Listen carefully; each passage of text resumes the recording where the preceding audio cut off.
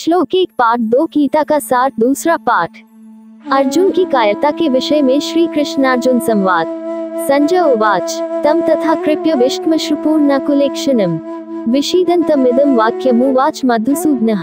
संजय बोले, उस प्रकार करुणा से व्याप्त और आंसुओं से पूर्ण तथा व्याकुल नेत्रों वाले शोकयुक्त उस अर्जुन के प्रति भगवान मधुसूदन ने यह वचन कहा। 1 व्याख्या। इस श्लोक में संजय, जो धृतराष्ट्र के मंत्री हैं और कुरुक्षेत्र के युद्ध की घटनाओं को वर्णित कर रहे हैं, ने अर्जुन की स्थिति का वर्णन किया है।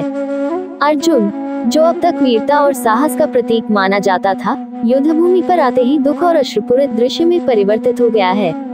उसकी आंखें आंसुओं से भरी हुई हैं और वह अत्यंत विषादित महसूस कर रहा है।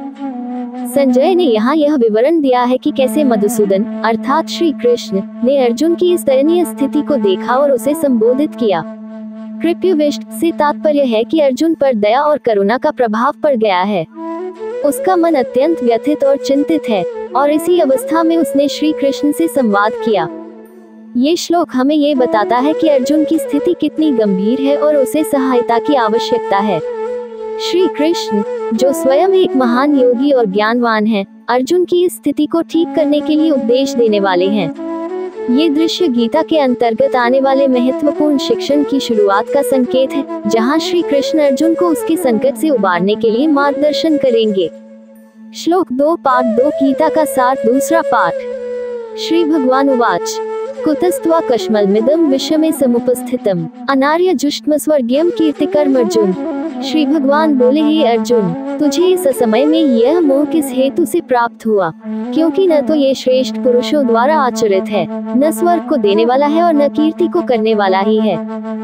2 व्याख्या। इस श्लोक में भगवान श्री कृष्ण अर्जुन से कह रहे हैं कि इस युद्ध भूमि में तुम्हारे द्वारा प्रकट किया गया दुर्बलता और दुविधा बिल्कुल भी उचित नहीं है। तुम एक महान योद्धा हो और इस प्रकार के मनोविज्ञान के लिए तुम्हारा स्थान नहीं है। तुम्हारा यह व्यवहार अनार्य अशिष्ट है और ये तुम्हारी मान्यता के अनुसार स्वर्गीय सुख की प्राप्ति में विघ्न डालने वाला है। इस प्रकार के कार्य तुम्हारी कीर्ति को भी नष्ट कर देंगे। भगवान श्री कृष्ण अर्जुन को ये समझाने का प्रयास कर रहे हैं कि वह जो कर रहे हैं वह उनके उच्च मानकों और कर्तव्यों के अनुरूप नहीं है। ये श्लोक अर्जुन को उनके धर्म और कर्तव्य की ओर लौटने के लिए प्रेरित करता है और उन्हें उनके नकारात्मक विचारों को दूर करने के लिए प्रोत्साहित करता है।